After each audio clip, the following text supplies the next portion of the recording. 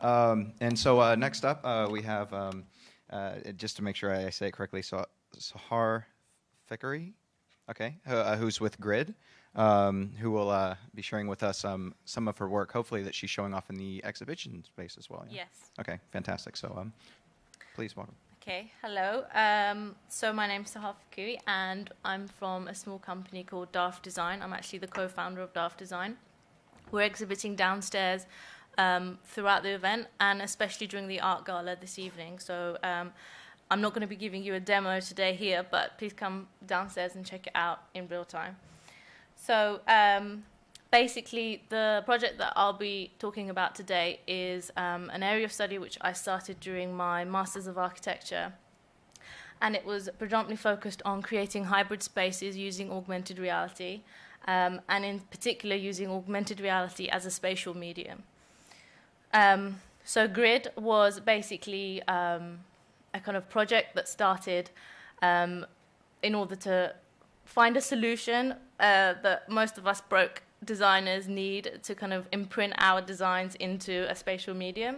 And so we found it as a very kind of empowering tool for architects and designers that want to create, large-scale spatial installations without actually having to pay for material and consent and the rest of the things that you normally have to pay for when you're thinking of erecting large-scale installations.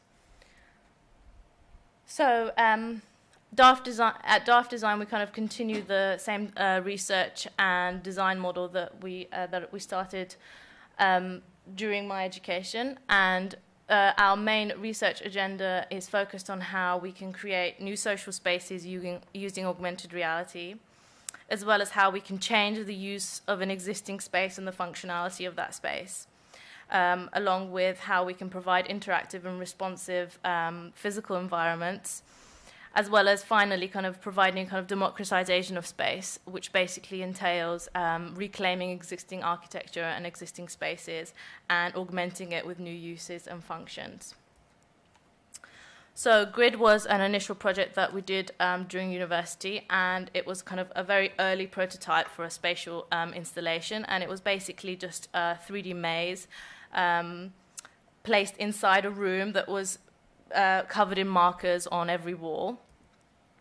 And so the idea was that people would have to walk through this maze in real time and kind of avoid colliding with virtual elements of the maze. So it's fundamentally to test AR as a navigational tool, and it was built using Vuforia multi-targets that were basically blowing up to architectural scale.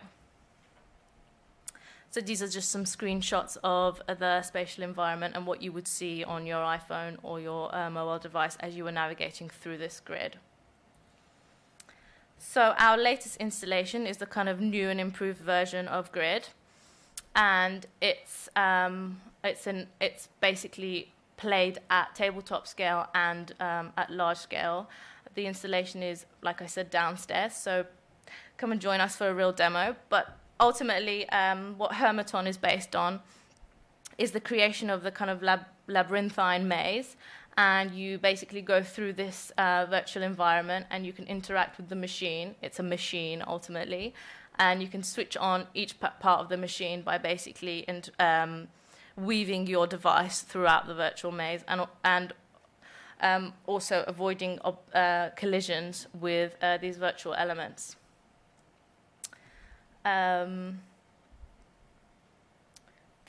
We get asked a lot about what Hermaton actually means, and it's a kind of brief overview of ancient Hermeticism, which I won't really get into today, but it's actually also a small-scale game for what we're planning on developing further on.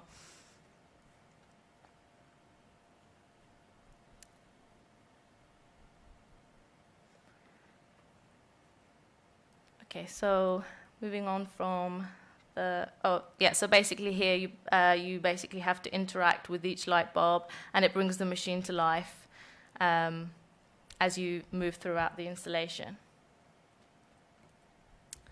Okay, so just as a brief, it's basically an augmented reality buzzwire maze with greater interactivity than Grid had.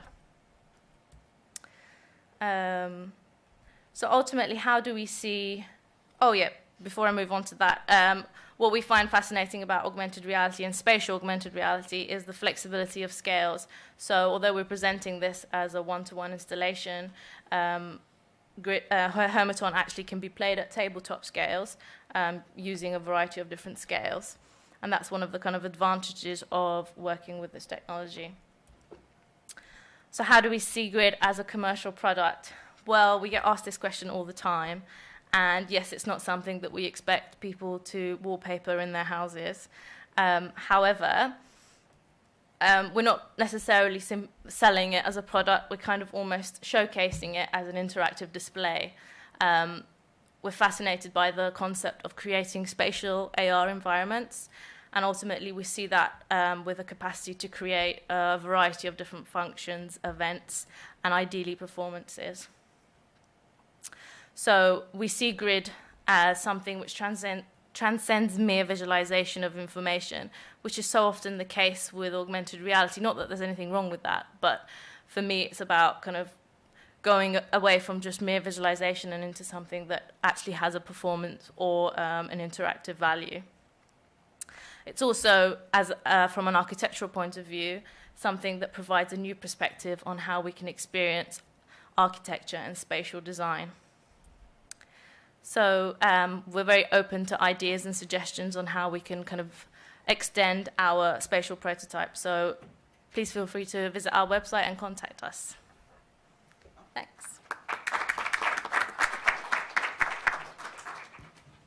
Okay, so questions?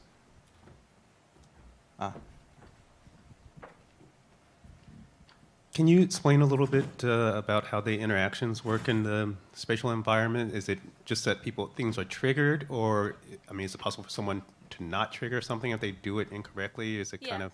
So, like I said, it was like we were going on a prototype of a buzzwire maze. So ideally, we want you to kind of weave in and out of this maze.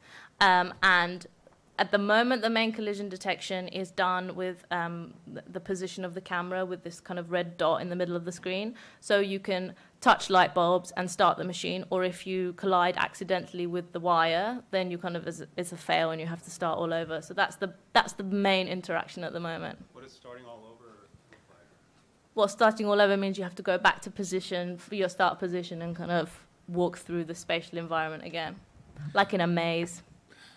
But you have you have a 2D device and a 3D maze, so you have a red dot. So how do you know where it ends in 3D space?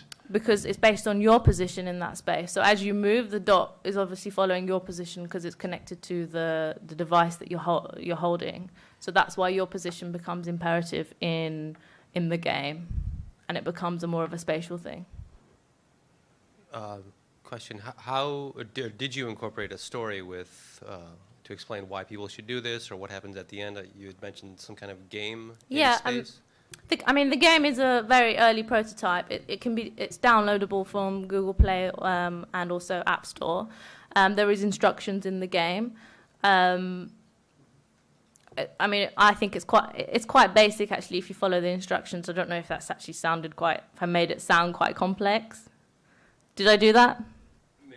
Did I make the objectives of the game quite complex? I don't think so. Okay. But there is instructions in the app, actually, when you go ahead and download it. Okay. I guess, just to continue, how did you, I guess, when you invited people to participate in this, what did you tell them, or was it just more exploratory to find out? Exactly. I see it as a kind of like an exploration installation. So previously, when we've displayed the installation, it was a case of, I mean, I try not to do all the explaining and try and get people to figure it out themselves. But ultimately, it's an exploration game. So, you know, there's no major winning or losing. It's not even necessarily about that. It's more about the kind of experience and the performance. I'm not an architect, so maybe this isn't a really good question. But how has this helped you look at just design in general for like buildings now that they can actually have a narrative associated with them? Has it changed or augmented kind of your ideas of not only just saying, here's the design of this building, but here's the story it could tell as well using this Yeah, technology? I mean, from an architectural point of view, what I find fascinating about this is that we're not only using existing architecture. I mean, I know that I'm presenting it with markers on the wall, like a wallpaper effect, but ideally, not only are we using existing spaces, but we're also augmenting it with new designs. So it's a kind of like amalgamation of what we do anyway as architects, but it's kind of the back of house stuff that no one sees. You know, no one sees all the production drawings and the production models, but actually we're kind of bringing that to life and actually using physical space as well. Very cool. So any more questions before we move on to our next speaker? No? Well, thank you very much, Sahar.